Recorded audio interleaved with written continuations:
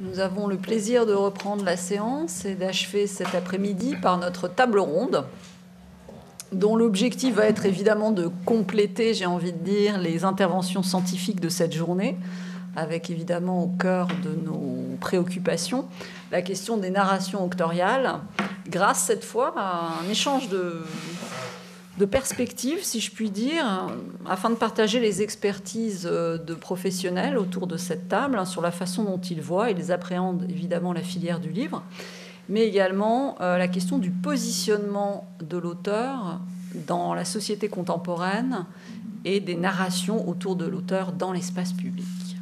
Je vais d'emblée vous présenter nos intervenants. Donc, tout d'abord, Samantha Bailly, qui est donc autrice, scénariste et vidéaste française. Elle est également la présidente actuelle de la Ligue des auteurs professionnels et ex-présidente de la Charte des auteurs et illustrateurs de jeunesse. Cette récente création de la Ligue, vous avez pu en voir une image avec le PowerPoint de Karen tout à l'heure, des auteurs professionnels, a notamment comme objectif, et je la cite, de sauvegarder le métier et d'améliorer les conditions de création de tous les auteurs. Et on va y revenir, bien sûr, Samantha, dans le cadre de notre discussion. Nous avons ensuite à ses côtés Pascal Jourdana, qui est donc, lui, directeur de la Marelle, résidence d'auteur à la Friche, la Belle de Mai à Marseille, et qui a géré, à partir de 2001, une des toutes premières agences littéraires sur le territoire pendant 4 ans, tout en étant chroniqueur littéraire et animateur aussi de rencontres et programmateur d'événements. Et je ne donnerai qu'un exemple, peut-être, celui des correspondances de Manosque. Enfin, notre dernier intervenant est Patrice Lockman, que je remercie vivement, puisque c'est la 2e fois qu'il intervient dans le cadre du programme Obslite, qui est directeur général de la Société des gens de lettres et qui a été également chef du bureau de la création et de la diffusion au ministère de la Culture. Et je laisse Jeanne prendre la suite. Donc, je pense qu'il est utile quand même de revenir aussi, avant d'entamer notre discussion, sur le titre donc, de notre table ronde, je le rappelle très vite, de la posture au métier, enjeu identitaire et symbolique de la fonction d'auteur. Et donc, ces notions clés, donc posture et métier, désignent en quelque sorte un passage, un développement, sinon une trajectoire, dans le sens où l'on passe de la manière dont un écrivain occupe une position dans le champ, donc au métier, donc à l'exercice de la profession d'écrivain, avec tout ce que cela implique, tant au niveau artistique, économique que identitaire. Donc si l'on insiste sur la notion de passage ou aussi de développement, c'est parce qu'adopter une posture n'implique pas d'emblée que l'on va se revendiquer du métier d'écrivain. Le rapport posture-métier souligne aussi la tension qui existe entre le savoir-faire artistique et littéraire, donc qui est à la base de la posture adoptée, et le savoir-être écrivain qui implique l'autodétermination de soi en tant qu'écrivain, justement. Alors juste peut-être un dernier point conceptuel sur qu'est-ce qu'on entend quand on utilise le terme de posture, on l'a vu. Alors c'est vrai qu'elle constitue, selon Alain Viala, et qui d'ailleurs, je le cite au passage, reformule une idée bourdeusienne, c'est-à-dire une manière singulière d'occuper un espace, ça c'est essentiel, une position dans un champ spécifique, en l'occurrence ici, bien sûr, le champ littéraire, et qui peut être balisé avec des variables sociologiques, que ce soit chez Viala, Molinet ou d'autres. En tout cas, c'est clairement une façon personnelle d'investir ou d'habiter un rôle, un statut, où l'auteur va en permanence renégocier sa position dans le champ littéraire par divers modes de représentation de soi ou de posture. Alors là, je reviens effectivement au concept de Jérôme Mézot, qui est la notion de posture, qui peut être, en tout cas, qui a 2 dimensions, me semble-t-il, essentielles. C'est d'abord ce qu'il appelle la dimension non discursive, donc c'est tout simplement ce qu'on est en train de faire aujourd'hui, l'ensemble des conduites non verbales de présentation de soi, ça passe par le vêtement, l'allure, etc. Et puis la deuxième strate de ce concept, c'est vraiment la dimension discursive cette fois, on parle d'éthos discursif, interactif, alors notamment chez Dominique Maintenot ou encore chez notre collègue Ruth Amossi. Et là, c'est plus un effet de texte, une scénographie, on l'a évoqué ce matin, littéraire. Donc en somme, je dirais très rapidement, un processus interactif qui se co-construit, qui n'émane pas seulement de l'auteur, mais qui se co-construit avec les différents médiateurs qui sont les publics, les journalistes, les critiques littéraires, etc. Et donc relever justement cette tension posture-métier est d'autant plus important qu'elle relève justement des enjeux identitaires, s'assumer soi-même dans cette fonction, et symbolique aussi, représentation de soi selon les règles du jeu, du marché, du milieu littéraire, etc. Donc les multiples formes de médiation, de support et de dispositifs, ainsi que la participation d'autres acteurs également, donc les éditeurs, les critiques, les présentateurs, etc., impliqués donc dans la création, dans la construction, on parle de co-construction aussi de l'image de l'auteur, viennent encore complexifier en fait la donne. Et c'est maintenant donc le moment où on ouvre vraiment la discussion. Alors peut-être une question générale, je dirais, à l'ensemble de nos participants. Lorsqu'on sait qu'on évoque la question de l'institution littéraire, force est de constater que la terminologie propre à la notion d'auteur, en France en tout cas, repose sur une sorte d'identité hybride qu'on a rapidement en tout cas évoquée ce matin, si je puis dire, qui met en valeur, ou en scène en tout cas, le double statut de la création littéraire, c'est-à-dire à la fois le terme écrivain, qui va lui renvoyer plus à la pratique d'écriture, et puis le terme d'auteur, qui lui est utilisé dès qu'on rentre dans le circuit de l'échange social et économique. Donc j'ai envie de vous demander, peut-être première des choses, vous, qu'est-ce que vous pensez et comment vous vivez au quotidien et dans vos différents métiers cette distinction entre auteur et écrivain ? En fait, c'est très intéressant cette question de langage et de mots, parce qu'on n'arrête pas de se poser des questions identitaires. Je pense par exemple à la charte des auteurs et illustrateurs jeunesse, qui a été créée du coup il y a 44 ans. En fait, le terme d'auteur, c'est plutôt un terme générique qui engloberait un ensemble de métiers. Le terme d'auteur, c'est celui qui est utilisé dans le Code de la propriété intellectuelle, littéraire artistique. Donc c'est dans le référentiel des textes juridiques sur lesquels on peut s'appuyer sur les définitions, un terme générique en fait. Les termes d'écrivain, et on pourra aller plus loin, d'illustrateur, etc., en fait, ce sont de scénaristes aussi. C'est comme si c'était les embranchements de ça, en indiquant des métiers. Et quand on a créé la Ligue des auteurs professionnels, la Guilde des scénaristes m'avait fait une remarque en me disant « Je pense que c'est une erreur d'utiliser le terme d'auteur.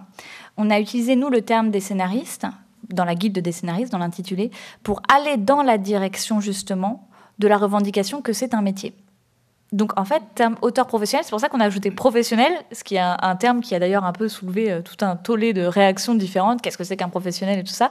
C'était une façon de conjuguer auteur qui représente le vocationnel avec cette idée de profession, c'est-à-dire auteur de métier. C'est-à-dire, je revendique que c'est aussi un métier. Le terme d'écrivain, je dirais que sociologiquement, je le trouve de moins en moins utilisé parmi mes pairs, qui vont plutôt utiliser auteur. C'est assez intéressant. Mais par contre, par exemple, dans la charte des auteurs-illustrateurs jeunesse, on se rendait compte que le nom de notre association, déjà, n'avait pas beaucoup de sens à des fins juridiques. Mais c'est les illustrateurs qui disaient, oui, mais nous, on a besoin aussi de revendiquer notre identité et de dire qu'on est des auteurs. Donc, pour eux, c'était très important que ce soit aussi mis dans le nom de l'association. Du coup, dans la pratique au quotidien, je dirais que de plus en plus, on utilise le terme d'auteur et d'autrice pour les femmes. C'est intéressant de voir étymologiquement comment il ressurgit et comment, en quelques années, il a été complètement approprié par une partie des femmes. Justement, même parfois les plus réfractaires à l'idée de voir évoluer ce mot, mais pour les raisons en fait historiques. Et du coup, je pense que le terme d'auteur, il est très révélateur d'un terme plus général et générique. Et du coup, dans ma propre pratique, par moments, je ne sais pas très bien comment me définir. Est-ce que je suis autrice, mais en même temps, je fais aussi du scénario, par exemple, dans mon écriture. Donc ça englobe tout ça, mais j'ai besoin de préciser quelles sont mes différentes formes d'écriture qui sont pratiquées au quotidien. Donc on se rend bien compte que nous-mêmes, on navigue un peu à vue dans ces dénominations et que c'est pas toujours très très clair entre ce qui relèverait, je dirais, du vocationnel dans le champ de ce qui serait l'auteur, et puis après de ces embranchements de métiers.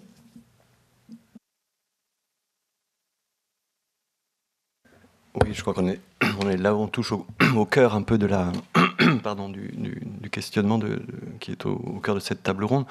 Et je voulais juste revenir sur le titre, l'intitulé de la table ronde elle-même, de la posture au métier, enjeu identitaire et symbolique, de la fonction d'auteur, qui, je trouve, met en vis-à-vis, évidemment, un auteur qui serait supposé amateur, et qui serait dans une posture, c'est le titre employé par le titre de votre table ronde, et qui lui conférerait qu'un statut symbolique au regard d'une pratique qui serait, elle, dite professionnelle et qui procurerait une véritable identité octoriale et qui lui conférerait véritablement un statut, qui dit statut, dit ouverture d'un certain nombre de droits particuliers.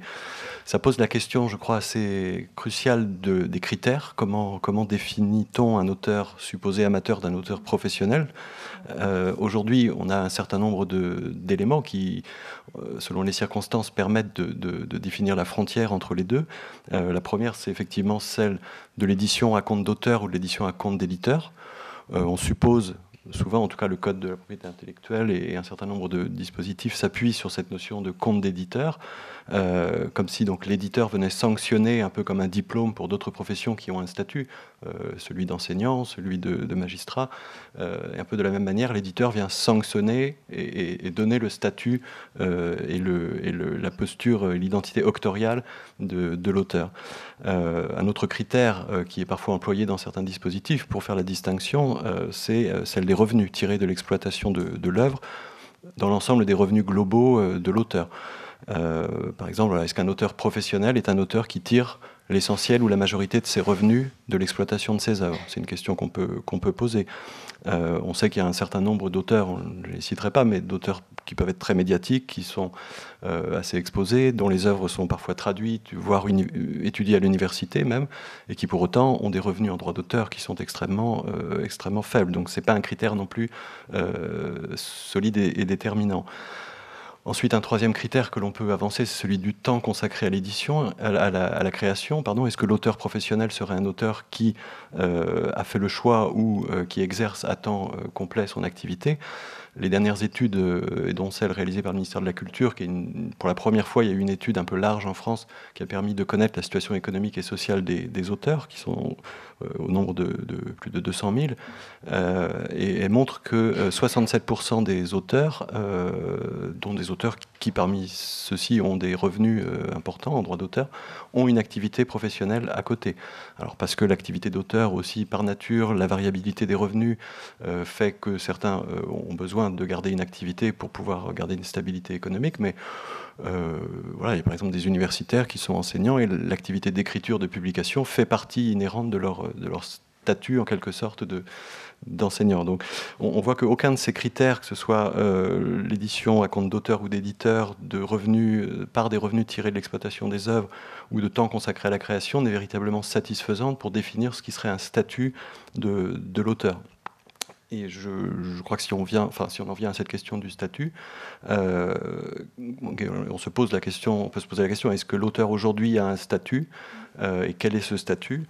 Dans la notion de statut, il y a effectivement, comme vous le disiez, une reconnaissance symbolique évidente, accordée à la personne et qui lui procure en général des prérogatives, des droits, des devoirs attachés à son statut ou à sa fonction qui lui est reconnue. De la même manière, je citais un magistrat qui a un statut, sa fonction c'est d'incarner la justice. Un enseignant qui a un statut, on parle aussi d'un statut d'enseignant, c'est de transmettre le savoir. Un auteur, quelle est sa fonction sociale qui forge son identité? Je crois que si on devait donner un critère, ce serait peut-être le critère de liberté de création qui est attaché à l'auteur. Alors ça fait remonter effectivement aux déclarations Beaumarchais, Rousseau au XVIIIe siècle, plus tard Victor Hugo, Sainte-Beuve, qui ont défini un peu ce statut d'auteur, qui ont essayé en tout cas de le faire. Et plus récemment, et c'est intéressant de le rappeler, la loi dite loi sur la création, l'architecture et le patrimoine, dont le premier article, un article extrêmement concentré, en 5 mots, c'est quasiment un exemple en termes de légistique d'écriture de la loi. Le premier article est très simple, la création artistique est libre. Voilà. Donc c'est vrai que je veux dire qu'un des éléments qui forge le statut d'auteur, et là l'ensemble, ça recouvre effectivement, et on ne peut pas distinguer un auteur professionnel ou non professionnel, c'est cette liberté de création. Ensuite, on a un ensemble de droits et de règles spécifiques qui peuvent être soit particulières à l'auteur ou alors dérogatoires par rapport à des régimes plus particuliers auxquels on l'assimile, qui permettent de définir aussi cette appartenance au groupe. En France, incontestablement, donc, toute personne qui crée une œuvre de l'esprit, c'est les termes du Code de la propriété intellectuelle, de la loi, est juridiquement considéré comme un auteur. Peu importe que son œuvre soit largement ou pas diffusée, il jouit des mêmes droits en matière de protection de son œuvre, en droit patrimonial, droit moral, et droit à la rémunération sur l'exploitation qui est faite de son œuvre. Pour autant, toute personne qui publie n'a pas nécessairement les mêmes droits en matière de protection sociale, notamment. Les mécanismes de protection sociale des auteurs, aujourd'hui en France, sont sanctionnés en quelque sorte par un critère économique, on le disait tout à l'heure, de termes de revenus, puisqu'il y a des seuils, enfin en tout cas un seuil d'affiliation à ces régimes qui est autour de 8 900 € de droits d'auteur par an. Si vous n'avez pas ces 8 900 € de droits d'auteur par an, vous n'accédez pas à l'ensemble de la protection sociale qui est attachée au statut. Je peux m'arrêter là peut-être pour l'instant, mais y revenir ensuite. Oui, tout ce qui a été dit, évidemment, est fort intéressant et ça montre la complexité et l'aspect polymorphe de cette notion. Je pourrais juste ajouter que, par exemple, le CNL, le Centre national du livre, dans ses critères d'éligibilité pour attribuer des bourses, demande à ce que la personne qui postule ait déjà été publiée. Donc ça veut dire qu'il faut d'abord être auteur avant d'être considéré par le CNL comme étant apte à recevoir des aides en tant qu'auteur. Donc il y a quelque chose d'un peu paradoxal quand même dans cette demande. Moi, peut-être que je peux répondre d'une autre manière en parlant de ce qu'on fait dans ce lieu de résidence, la Marelle à Marseille, pour en donner peut-être une petite histoire du nom. Au début, la Marelle était intitulée la Marelle Villa des projets d'auteurs. C'était un petit peu long, on a commencé à utiliser ça, puis petit à petit, on a réduit, on a mis Villa des auteurs, et puis plus rien. On a considéré que on nous connaissait suffisamment pour arrêter de mettre des sous-titres. Mais ce Villa des projets d'auteurs vient du fait que la personne qui m'avait sollicité pour monter un projet à la Friche La Belle de Mai, l'ancien directeur Philippe Foulquier et fondateur de la Friche, cofondateur de la Friche, considérait que toutes les structures, aussi bien les artistes que les structures de production et les structures de diffusion qui étaient installées à la Friche, c'est-à-dire dans le domaine du théâtre, des arts plastiques, de la musique, de la photo, des arts numériques, étaient des auteurs, étaient considérés comme des auteurs, et que la villa des projets d'auteurs était en quelque sorte le lieu où il pouvait y avoir un hébergement, une mise en travail de ces différents auteurs. On avait décidé ensemble d'accentuer les choses du côté de la littérature, donc de l'auteur-écrivain, mais on a d'emblée posé la possibilité de proposer des résidences à des auteurs hors du champ de la littérature au sens où on peut l'entendre traditionnellement, encore qu'aujourd'hui, on peut aussi se poser la question de ce que c'est que la littérature. Quand spontanément on parle de littérature, les gens voient d'habitude plutôt le roman. C'est-à-dire qu'on est auteur, on est romancier, on est écrivain quand on est romancier. Déjà, poète, c'est un autre nom. On est poète, c'est pas tout à fait être écrivain. Il y a les écrivains et les poètes. Alors, bon, pourtant, les deux font de la littérature, il me semble. Les auteurs de théâtre, c'est pareil, c'est des dramaturges, mais pourtant sont écrivains aussi, etc. Donc après, à partir de quand on arrête ? Est-ce que les scénaristes sont des auteurs ? Oui, juridiquement, oui. Mais est-ce qu'ils sont des écrivains ? Alors là, on ne sait pas. On vient d'accueillir une autrice qui est scénariste de fiction radiophonique. Bon, c'est encore autre chose. Elle est clairement autrice, mais est-ce qu'elle est écrivaine ? On ne se pose pas la question, en fait. Donc, c'est vrai qu'on accueille on va dire selon les catégorisations, 100% d'auteurs, écrivains, ou 60% d'écrivains, 20% de poètes, 10% de scénaristes, et puis des gens qui font des œuvres numériques qui sont tout à fait inclassables et qu'on ne peut même pas qualifier peut-être de gens qui s'occupent du texte, parce qu'ils font en plus de l'animation et des petits trucs bizarres qui bougent. Donc voilà, cette notion d'auteur, elle est... je pense qu'elle n'est pas du tout à écarter, évidemment, mais si elle est peut-être aussi multiple et aussi polymorphe, et qu'en même temps, il me semble qu'elle est aussi de plus en plus acceptée et reconnue dans cette multiplicité-là, c'est parce que peut-être qu'il y a des nouvelles formes, et pas seulement le numérique, mais je pense par exemple à la poésie performative, enfin la performance pas performative, mais de performance, les performeurs, les performeuses, ou des gens qui pratiquent la littérature de manière sous forme de dispositif ou en interaction avec d'autres disciplines artistiques. Il me semble que ces pratiques-là sont quand même de plus en plus visibles, acceptées, reconnues comme étant œuvres de création, et que peut-être finalement c'est plus commode de dire auteur pour tout le monde que d'essayer de voir qui est écrivain ou pas. Alors, oui, en vous écoutant, j'ai envie de dire de manière peut-être un peu polémique, et sous l'angle à la fois de la sociologie des professions et du fameux régime vocationnel que nous évoquions d'emblée, être auteur en sachant qu'on n'est ni salarié, ni indépendant, ni intermittent, est-ce un métier selon vous ? En fait, c'est tout l'enjeu, et je pense que c'est ce qui va se dessiner ces prochaines années, et c'est pour ça que c'est absolument passionnant, c'est le changement de paradigme dans lequel on est. Quand on s'intéresse à l'histoire, parce que c'est ça qui est intéressant, on se rend compte que les artistes-auteurs, donc dans artistes-auteurs, c'est une population assez variée, parmi lesquels il y a aussi les peintres, les sculpteurs, etc. On n'est pas sur le champ des artistes-interprètes comme les comédiens, donc c'est vraiment deux choses à différencier. Mais les artistes-interprètes, eux, ont un code du travail et sont reliés à cette notion de travail. Leur métier est déjà établi. Nous, non. C'est-à-dire qu'on a un régime spécifique qui a été décrit, qui fait que c'est un régime hybride dans lequel on a une partie des droits des salariés, une partie qui serait assimilée aux indépendants, par exemple fiscalement, on l'a vu sur le prélèvement à la source. Bon, c'est assez bizarre, hein. Il n'y a pas un statut, par exemple, d'un côté d'auteur qui serait indépendant et de l'autre d'auteur qui serait salarié. Donc il y a d'immenses vides juridiques. Par exemple, moi ça a été mon cas, j'ai travaillé dans des entreprises, dans le jeu vidéo. Donc le jeu vidéo qui est un terrain au niveau du droit d'auteur qui est extrêmement complexe. J'ai jamais aussi bien gagné ma vie que quand j'ai créé dans le cadre d'une entreprise et où j'acceptais absolument parfaitement que mes créations fassent partie d'un tout collectif. Pour moi, c'était pas un problème. Mais c'est très ambigu parce qu'en fait, il y a rien, il n'y a aucune forme juridique qui définit le cadre de l'œuvre dans le cas d'un auteur qui est salarié, ce qui est étrange. Ce qui est intéressant, c'est qu'en effet, notre protection sociale, comme l'a décrit Patrice, elle arrive à un moment donné avec un seuil d'affiliation. Si on prend les documents, c'est dans ceux du ministère de la Culture, du Centre national du livre, on ne parle pas d'auteur amateur, on parle d'auteur occasionnel. C'est-à-dire qu'on est plus sur une fréquence, quelque part, dans la définition.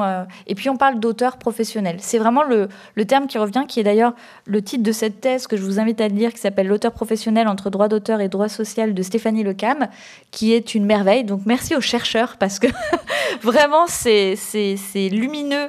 Et ça, il faut toute une thèse en droit social et en droit d'auteur pour essayer de baliser ces contours, où justement ce qu'elle décrit, c'est que comme on n'est que sur le champ vocationnel pour l'auteur, on n'est pas sur le champ du droit du travail. Et en fait, le droit du travail, c'est quoi ? C'est la reconnaissance d'être un corps biologique.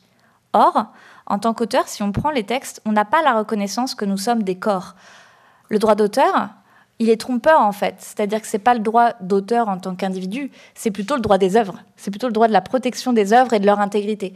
Et à ce niveau-là, on a l'impression qu'on est très très bien protégé, puisque le droit d'auteur est bicéphale, que d'un côté on a les droits patrimoniaux, ce qu'on va céder dans le cadre d'exploitation de nos œuvres, et le droit moral qui est ce droit inaliénable sur ce principe d'intégrité absolue, qui est un droit au-dessus de tous les droits, c'est-à-dire que c'est un droit qui est censé nous protéger de tout. Le droit, d'ailleurs, à la paternité de l'œuvre, c'est intéressant de noter qu'on ne parle pas de maternité. Et donc, on se retrouve dans une situation où le droit moral est potentiellement très protecteur, mais moi, je vais vous parler de mon quotidien. le nombre de fois où j'ai vécu des infractions de mon droit moral, où le bon à tirer du livre est parti, c'était la version 1 au lieu de la version 12, où il y a eu des erreurs de mise en page graphique parce que il y a eu un burn-out au niveau du service de la fabrication et que c'est parti trop tôt, mais que du coup le résultat de mon livre c'est que c'est pas exactement ce que je voulais. Bon, la Société des gens de lettres peut nous en parler parce qu'ils doivent le voir. Combien de procès il y a vraiment sur le droit moral? On n'en voit pas beaucoup en comparaison de la réalité de ce qu'on vit, parce que nous sommes aussi dans une industrie, qui est l'industrie du livre, dans laquelle il y a des groupes éditoriaux puissants, dans laquelle il y a des rapports de force qui s'exercent et où justement on aurait besoin de l'intervention d'une forme de droit du travail ou de régulation qui viendrait protéger nos corps, en fait, à ce niveau-là. Parce que, c'est ce que disait François Bon, mais c'est ce que disait Balzac, hein, quand la Société des gens de lettres a été créée, elle a été créée sur cette notion de « je veux revendiquer le geste de la création, je veux revendiquer que c'est un travail ». Mais cette notion de travail n'est pas explorée. Donc, qui dit travail dit métier. Et en fait, c'est l'absence d'émergence de ça qui fait qu'on est dans cette situation extrêmement bizarre d'un point de vue juridique et social. On a, par exemple, dans la théorie, on a le droit à des congés maternité et paternité. En 10 ans, moi, j'ai jamais posé un congé maladie de ma vie. Je peux vous dire que je bosse comme une folle. Hein. Je bosse les week-ends, je fais des salons, on va en tournée, etc. Et on se retrouve dans un non-sens et dans cette crise existentielle dans laquelle notre quotidien, c'est quoi? Le quotidien, c'est de dire, en fait, là, j'étais malade et j'ai pas pu rendre mon livre dans les temps parce que j'ai eu une angine. Mais moi, mon éditeur, j'ai quand même signé un contrat d'édition où j'ai une date de rendu d'un livre. Comment on fait?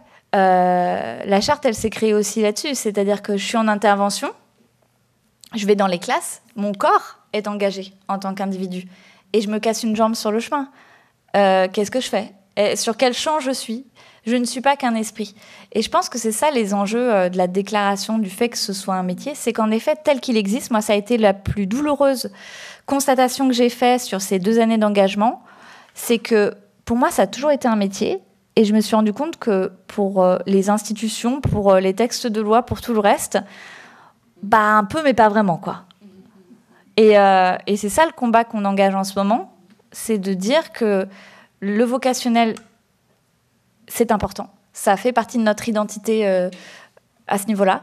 Par contre, je crois aujourd'hui qu'on est écrasé par tout ça, qui fait que je suis pas sûre qu'on puisse continuer à exercer correctement cette fonction dite vocationnelle et notre rôle en fait dans la société, parce que ça veut dire quoi si concrètement, socialement, il y a qu'une partie une catégorie de la population qui peut être auteur.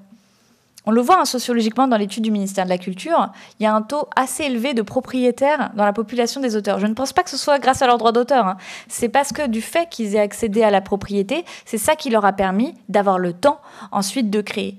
Ça veut dire qu'on donne la voix à qui? On donne la voix qu'à une certaine partie de la population. Et on le voit, et je pense que la crise sociale majeure là, qui est en train de se passer pour nous, c'est que du coup, on voit sociologiquement dans les habitus, vous le repérez très vite, hein, un écrivain de littérature générale, Tatiana de René, voilà, que j'adore, on voit quel est l'habitus de Tatiana de René et on voit quel est l'habitus d'un auteur de bande dessinée. Je pense que Patrice peut témoigner à ce niveau-là. Ça dépend lesquels, c'est vrai, mais quand même, on est sur des vraies questions aussi sociologiques, en fait, à ce niveau-là. Et nous, notre parti pris, c'est de dire que de la reconnaissance que c'est un métier, ce qui n'est pas encore le cas aujourd'hui, parce que même s'il y a cette affiliation, que ça nous donne accès à un certain nombre de droits, etc., il y a une telle distorsion entre le symbolique et le social qu'aujourd'hui, moi, je crois que le symbolique ne peut pas durer longtemps et que cette récompense ne suffit plus aux auteurs qui veulent maintenant qu'on reconnaisse qu'ils sont en fait des êtres humains. Et je crois que c'est sur ce plan-là qu'on se situe. Alors, qu'en pense l'institution? Alors, la Société des gens de lettres n'est pas une institution, c'est une association d'auteurs, d'une part. Oui, effectivement, c'est vrai qu'alors, pour revenir sur l'aspect symbolique, effectivement, qui est largement reconnu aux auteurs, mais sur l'ensemble des acquis qui fondent en quelque sorte son statut, la particularité, c'est que par rapport à d'autres professions, il n'y a pas de corpus de texte, comme tu le disais, véritablement, qui réunit l'ensemble de ces normes ou de ces aménagements d'ordre social, fiscal, juridique, qui pourraient d'ailleurs amener à poser un statut. Il y a le droit d'auteur, on en a parlé, l'assimilation au régime de protection sociale qui, lui, effectivement, distingue par un critère de revenu des auteurs qui seraient dits professionnels, d'auteurs qui ne le seraient pas en fonction de leur revenu. L'auteur, par nature, son activité, effectivement, il se rapproche plus d'un indépendant dans la mesure où il n'a pas de lien hiérarchique avec son employeur, entre guillemets, qui est l'éditeur. Et pour autant, la nation, enfin le législateur, dans les années 70, a fait le choix, et c'est quand même un choix qu'il faut reconnaître comme étant protecteur, de l'assimiler au régime social des salariés. Plus protecteur parce que moins de charges pesant sur le travailleur, entre guillemets, lui-même. Et voilà, et ça c'est concrétisé dans un certain nombre. Alors effectivement, puisque l'auteur n'est pas un salarié en tant que tel, ça s'est traduit dans un certain nombre d'aménagements qui voulaient venir tenir compte à la fois de la fragilité économique de l'auteur et de ses spécificités.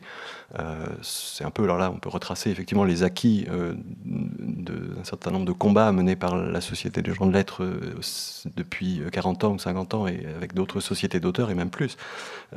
Oui, le droit d'auteur, on remonte effectivement à Hugo Balzac, au fondateur de la Société des gens de lettres, mais la création d'une caisse de sécurité sociale spécifique pour les auteurs, qu'on appelait la GESA, la création d'un régime complémentaire, de retraite complémentaire pour les auteurs dédiés, qui n'est pas celui des salariés, une circulaire également qui date de 2011, qui vise à assimiler à du droit d'auteur un certain nombre de revenus que l'auteur peut tirer d'autres activités que celles issues de l'exploitation de son œuvre. Ça fait référence notamment aux interventions des auteurs dans les manifestations publiques, les interventions devant des publics scolaires, enfin tout ce qui est ce qu'on appelle du revenu accessoire, qui malheureusement devient souvent de moins en moins accessoire, mais en tout cas on peut dire revenu connexe. Voilà, cette circulaire permet aux auteurs, pour ce type d'activité qui n'est pourtant pas du droit d'auteur parce que n'est pas tiré de l'exploitation d'une œuvre, de fiscalement le déclarer en droit d'auteur. Ce qui est aussi un intérêt. Et puis enfin, un droit à la formation professionnelle qui a été reconnu à l'auteur, qui n'existait pas avant 2011. C'est vrai qu'on considérait que l'auteur, voilà, par essence, il se formait tout seul, ou il n'avait pas nécessairement vocation à se former. Et donc en 2011, il y a eu la création d'un fonds de formation professionnelle pour les auteurs. Donc il y a quand même un certain nombre de marqueurs, d'éléments, soit spécifiques au statut, à la situation d'auteur, ou alors d'aménagements qui lui ont été faits au sein de régimes plus général auquel il est affilié, qui quelque part dessinent quand même un statut, une figure de l'auteur professionnel. Après, la question qu'on peut se poser aujourd'hui, en tout cas, et là c'est voilà, le travail militant de la Société des gens de lettres et d'autres organisations, c'est on peut se demander est-ce que ces éléments qui n'ont jamais été réunis dans un corpus juridique n'est pas en train de s'effriter petit à petit sous le coup d'un certain nombre de réformes qui ne touchent pas particulièrement les auteurs, mais de réformes générales qui indirectement affectent la situation qui était faite jusqu'à présent aux auteurs. J'en cite deux, mais par exemple le transfert qui a été fait jusqu'à présent, donc j'ai parlé de l'AGESA, qui était la caisse spécifique des artistes auteurs, de sécurité sociale des artistes auteurs. Il a été fait le choix de transférer le recouvrement de leurs cotisations à l'URSSAF, qui est donc l'organisme qui gère pour l'ensemble des salariés. Donc c'est un marqueur, voilà, de vouloir faire rentrer progressivement, d'assimiler de plus en plus l'auteur dans des dispositifs de droit commun sans reconnaître forcément ses spécificités. Un deuxième exemple, c'est la réforme des retraites qui nous est annoncée, où là encore, donc dans ce que l'on peut en percevoir aujourd'hui, donc un grand régime universel, où tout le monde serait un peu passerait sous la même toise, de 1 euro cotisé ouvre les mêmes droits. L'auteur, lui, il paye ses cotisations retraite, mais en revanche, c'est une de ses spécificités, bien qu'il soit assimilé au régime des salariés, comme il n'a pas d'employeur, il n'y a pas en face de cotisation dite patronale. Donc en fait, l'auteur, lui, verse bien comme un salarié ses cotisations. Jusqu'à présent, la solidarité du régime faisait que l'auteur avait les mêmes droits sociaux qu'un salarié. Demain, dans un système comme celui-ci, si on ne conserve pas ou si on n'obtient pas des aménagements, ce qui se passera, c'est que l'auteur aura tout simplement moins de droits, s'ouvrira moins de droits à la retraite qu'un salarié. Donc c'est un peu voilà, le rôle aussi, les discussions que l'on peut avoir aujourd'hui avec C'est intéressant dans l'historique que tu fais de la Société des gens de lettres, que en fait, la Société des gens de lettres a travaillé à la professionnalisation. C'est-à-dire que la formation professionnelle, le revendiquer, c'est déjà un parti pris en fait. Et la Société des gens de lettres, effectivement, depuis maintenant 3 ans, a été agréée comme organisme de formation et propose des formations professionnelles, donc des sessions de professionnalisation aux auteurs, organisées entre pairs. des auteurs. Il ne s'agit pas c'est pas des ateliers d'écriture où on apprend à écrire, mais où entre pairs, des auteurs échangent sur leurs pratiques professionnelles et s'apportent mutuellement. Il y a autre chose dont on n'a pas parlé, mais qui est passionnant, c'est le projet de loi qu'a soutenu la Société des gens de lettres en 1936, qui était le projet de loi de Jean Zay. Je pense que si ce projet de loi était passé, on n'aurait pas cette discussion aujourd'hui, où en fait Jean Zay, qui était ministre de l'Éducation nationale, voulait faire reconnaître que l'auteur était aussi un travailleur intellectuel. C'est ce qui s'est passé pour les journalistes, par exemple, qui aussi étaient sur ce champ vocationnel, et puis on a reconnu ça. Ça a échoué pour une raison très simple, c'était le lobby des éditeurs qui s'y opposait. À l'époque, c'était Grasset, Gallimard et Albin Michel. Et les arguments qui étaient utilisés sont édifiants, puisque le refus, c'était de dire que si l'auteur était reconnu comme un prolétaire, je cite, il perdrait son statut. Donc c'est intéressant de voir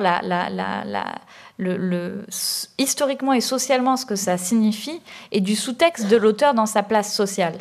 Ah non, on ne peut pas dire que c'est un travailleur, parce que dire qu'on travaille, ce serait salir la dimension symbolique.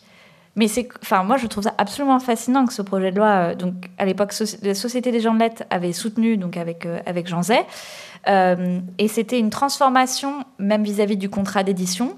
C'était de dire qu'on ne souhaitait plus que le contrat soit un contrat de cession de droit, mais il appelle ça de co-cession, je crois. Bref, enfin, une forme qui dirait que non, les droits, on ne peut pas les céder pour toute sa vie à son éditeur. Ce serait pour une durée définie, parce qu'il faut que ce soit l'auteur qui reste propriétaire. Et ce dont on n'a pas parlé, dans la spécificité du droit d'auteur de manière générale, c'est la rémunération, en fait, de manière sous-jacente, puisque qui dit pas de règles, pas de code du travail, dit liberté totale. Mais qu'est-ce qui se passe dans un endroit qui n'est pas régulé ? Il y a des abus. Et moi, je vous le dis de mon expérience personnelle, et c'est pour ça que je me suis engagée, c'est que je ne crois pas qu'on puisse imaginer un endroit dans lequel il y a autant d'abus. C'est constant, c'est quotidien, c'est des rémunérations qui sont dérisoires, c'est des infractions, comme je vous l'ai dit, à ce niveau-là. Et quand on a fait Paye ton auteur, qui a été un peu évoqué par Karen tout à l'heure, au moment de Livre Paris, c'est qu'en fait, si vous voulez, vous avez là toute l'essence de notre combat et de ces discussions, c'est que Livre Paris nous répond organisé par le syndicat national de l'édition, donc c'est d'autant plus fort symboliquement, donc par les éditeurs. Non, mais on vous donne de la visibilité. Donc on ne va pas vous payer du fait que vous fassiez des animations ou des ateliers. Tout est dit. C'est un système de rémunération par la visibilité. Et ce moment où en fait on décide de dire maintenant, on s'y refuse, et pas seul, avec aussi des vidéastes, donc des youtubeurs qui, eux, je pense, ont le même problème en parallèle. Parce que quand on parle d'être... Vous vous rendez compte, maintenant, on parle d'être influenceur. C'est un terme aussi générique que le terme d'auteur, en réalité. C'est pour ça que maintenant, ils veulent parler de vidéaste, parce qu'ils veulent faire reconnaître le métier, et pas juste être sur cette espèce de terme générique symbolique. C'est ce moment où on dit, non, on refuse, et finalement, on se rebelle, parce que c'est un peu ça quand même l'histoire, et on dit, non, en fait, on travaille, on veut le revendiquer. Donc tout ça, en fait, va conjointement dans le même sens. Ça va être intéressant de voir comment toutes ces énergies vont se rassembler. Parce qu'en fait, ce qu'on essaye de faire quand même là depuis des centaines d'années, c'est de faire reconnaître qu'on travaille. C'est ça. Et il est temps. Oui, alors je peux juste ajouter un mot. C'est vrai que la bonne nouvelle dans tout cela, c'est qu'effectivement, depuis le temps que les organisations d'auteurs, et notamment la Société des gens de lettres, évoquent cette question du statut, et la Ligue également, il y a une mission qui a été lancée récemment par le ministère de la Culture, confiée donc à Bruno Racine, qui est un conseiller d'État, ancien président de la Bibliothèque nationale de France, mission de réflexion et mission prospective, chargée de faire des propositions sur la question précisément du statut d'auteur dans les 20 ans qui viennent. Voilà. Quel statut pour les auteurs à l'échelle de 20 ans. Donc c'est vrai que c'est un moment où on va pouvoir faire des propositions. Tout ce que l'on vient de dire, ça va être discuté et réfléchi. Il y a ce temps de la réflexion, et puis il y a également des événements qui sont organisés par les organisations d'auteurs, et notamment, je voulais mentionner les États généraux du livre, qui seront organisés le 4 juin prochain à Paris, à la Maison de la Poésie, et qui portent une revendication. Précisément, tu parlais de la rémunération, Samantha, pour une meilleure rémunération des auteurs, avec une demande qui est celle de 10% minimum. C'est vrai que lorsque l'on dit aujourd'hui que les auteurs, en moyenne, touchent 8% de droits, et dans certains secteurs comme la jeunesse, que les droits sont partagés entre ou alors entre les co-auteurs ou entre l'illustrateur et l'auteur, donc ils touchent au mieux 3, voire des fois 2% chacun, sur 100% du prix du livre. Les gens sont souvent étonnés. Donc voilà, cette revendication également du versement d'un avaloir systématique aux auteurs. C'était une pratique, généralement l'avaloir était censé couvrir, puisque l'auteur ne touche ses droits qu'à l'issue en général de l'année d'exploitation, de couvrir cette première phase d'exploitation. De moins en moins aujourd'hui les auteurs touchent d'avaloir, et lorsqu'ils en touchent, ils sont en général de plus en plus réduits. Et puis on rejoint là aussi une réflexion plus large sur la transparence des comptes, et sur la régularité, tu le disais, de la rémunération. Je crois que c'est le seul métier aujourd'hui, enfin en tout cas la seule profession, la seule activité dans lequel une personne est rémunérée une fois l'an, et encore une fois que son travail, où tout le travail de création déjà n'est pas rémunéré. Une fois le travail remis, la rémunération n'intervient qu'une fois l'an ou après l'avaloir consommé, lorsqu'il y a avaloir. Donc c'est question de... C'est super pratique en ce moment pour le prélèvement à la source. On est traité comme les indépendants, donc on est ponctionné sur nos comptes en banque tous les mois sur des revenus de N-1. Donc en fait sur des revenus qui ne vont pas forcément exister. Moi je ne sais pas ce que je vais toucher cette année, puisqu'en plus je n'ai pas mes chiffres de vente, puisque mes éditeurs ne les donnent pas particulièrement. Certains font l'effort, il y en a qui se sont adaptés et qui ont compris. Mais dans l'ensemble on est dans le flou, donc on ne sait pas combien on va toucher. Et donc ce que dit Patrice, c'est ça qui est très intéressant, c'est que le fait d'appliquer des réformes comme à tous les travailleurs, et on est des travailleurs au niveau du Code de la Sécurité sociale, il n'y a pas d'ambiguïté, on considère qu'on a des revenus d'activité. Sauf que notre mode de rémunération, c'est pour ça que quand on touche au statut social, on touche à la rémunération. La notion même d'avaloir est super ambiguë. Un avaloir, ça n'existe pas dans le Code de la propriété intellectuelle. Ce n'est qu'une avance sur les droits à venir. Ça n'a aucun sens, en fait, quand on y réfléchit. Parce qu'en fait, ça couvre quoi ? Ça couvre à la fois un montant qu'on pourrait verser en échange d'un droit d'une exclusivité d'exploitation, ce qui est normal. Je veux dire, si vous cédez vos droits pour 70 ans après la mort, ça a une valeur quand même. Il faut bien que l'éditeur le paye. Et en même temps, d'un autre côté, c'est quand même, particulièrement en BD, en jeunesse, censé couvrir le temps qu'on va passer à créer. C'est quand même cet argent qui nous permet de vivre. Mais c'est pas formulé comme ça juridiquement. Donc en fait, tout ce système est construit d'une façon dans la rémunération qui, je suis désolée de le dire, est absolument absurde, parce que cette notion même d'avaloir, je crois que c'est un piège dans lequel on est tombé, parce qu'en bande dessinée, on avait ce qu'on appelait le fixe ou le tarif à la planche, où on rémunérait à la quantité de ce qui est fait. Donc il y avait une forme de temporalité qui se faisait à ce niveau-là, et les traducteurs, qui sont aussi des auteurs, ont un tarif au feuillet, donc c'est-à-dire qu'ils sont quand même payés en fonction d'une certaine quantité de ce qu'ils font. Nous, l'avaloir, mais c'est le piège absolu, c'est-à-dire que ce n'est qu'une spéculation sur les ventes à venir qui en plus est amortissable. Je vous donne un exemple hyper concret. Vous avez un roman, vous avez eu 3 000 € d'avaloir, bon, très bien. Vous en vendez que 300, parce que à la com ça s'est pas bien passé, quelqu'un est parti de l'équipe, enfin ça je vous fais vraiment la situation quotidienne. Donc en fait on n'a pas pu faire le plan de com qu'on voulait, et puis en plus on a eu une session de droit avec un auteur anglo-saxon à grand succès où on a signé un très très bon contrat, donc c'est vrai que l'auteur français il va passer derrière, bon d'accord, vous en vendez 200. Non mais je vous fais le quotidien, hein. Vous en vendez 200, bon, sur les 200, miracle, vous avez une session pour une exploitation en poche. Donc, de nouveau, il va y avoir de l'argent qui va être touché. Vous ne verrez pas la couleur, sûrement, de l'argent qui va être touché que vous devriez recevoir, parce que ça va s'amortir. C'est-à-dire que l'éditeur estime qu'il va aller capter, en fait, la partie de la session qui vous revenait pour se rembourser. Donc, vous vous rendez compte, c'est quand même le seul système dans lequel vous ne payez jamais ni le temps de travail, ni même l'exclusivité de ce que vous avez acquis comme droit. C'est-à-dire qu'on part du principe dans l'édition qu'il va falloir déjà se rembourser et rentrer dans ses frais. Parce que quoi ? Parce qu'on va vous répondre que vous allez être publié. Donc quoi ? Je vais avoir mon nom sur une couverture. Ouais. Rémunération symbolique. Voilà. Donc on est en plein dans... Ça soulève toutes ces questions. Donc si vous voulez, ce qui va arriver, à mon sens, à mon avis, de ce qu'on ressent, il faut changer de paradigme, on va être obligé. Parce qu'on a déjà une contradiction entre le Code de la Sécurité sociale et le Code de la propriété intellectuelle, c'est qu'aujourd'hui, un avaloir, si on devait le faire requalifier, je pense que ce serait quoi ? En salaire, s'il y a un lien de subordination ? Un avaloir, qu'est-ce que c'est si, par exemple, il n'y a pas de publication ? Juridiquement, c'est très compliqué. Donc, c'est tout un système à repenser, ce qui fait un peu peur souvent quand on doit repenser quelque chose, mais qui en réalité est nécessaire, parce que sinon, qu'est-ce qui va se passer ? Les avaloirs vont diminuer, les pourcentages, etc. Et le paradoxe, c'est que les éditeurs, eux, cherchent des auteurs professionnels au sens, on ne sait pas comment les qualifier, mais en tout cas, des gens qui ont le temps de créer, on va dire ça comme ça. Je veux dire, le nombre de sollicitations qu'on a, c'est pas comme si on manquait de travail, hein, et ça n'empêche pas la liberté de création, paradoxalement.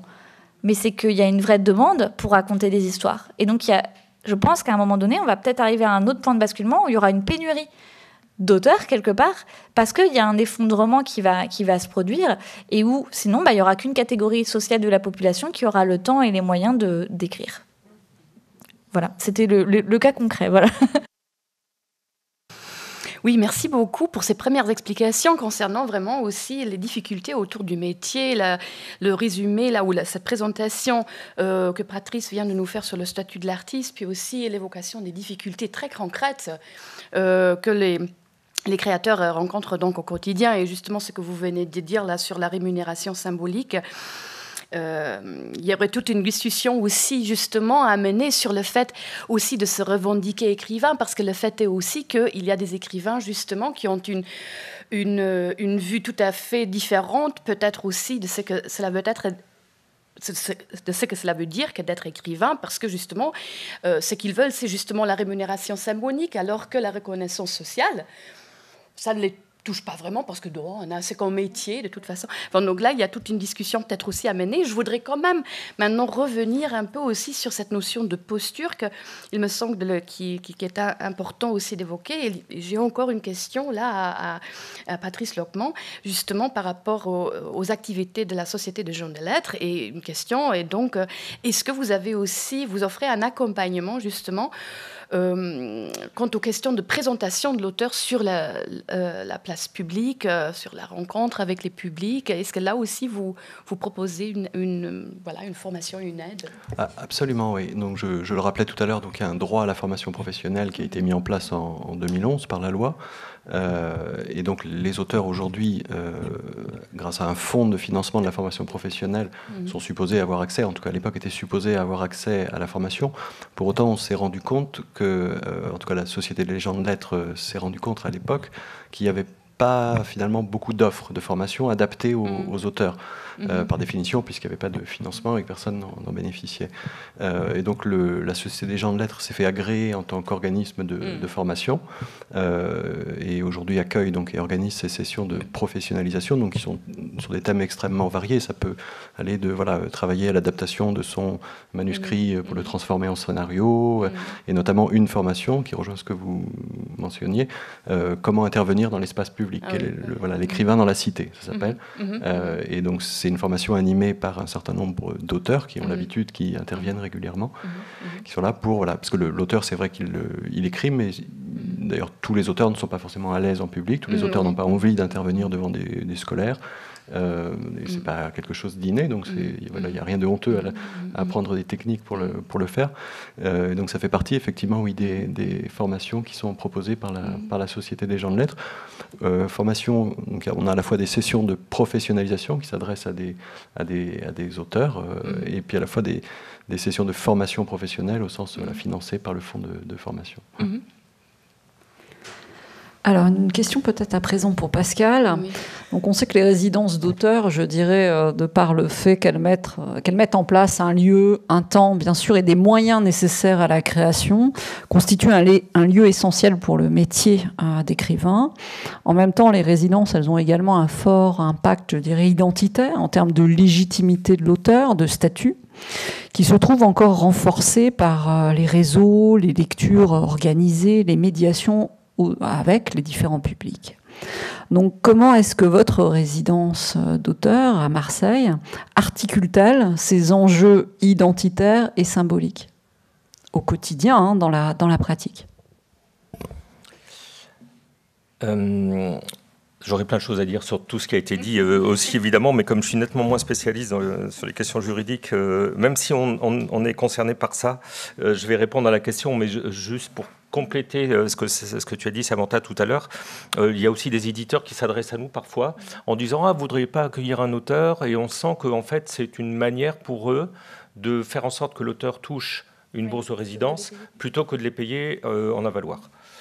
Donc, ce sont des pratiques qui ajoutent à la liste sympathique qu'on avait.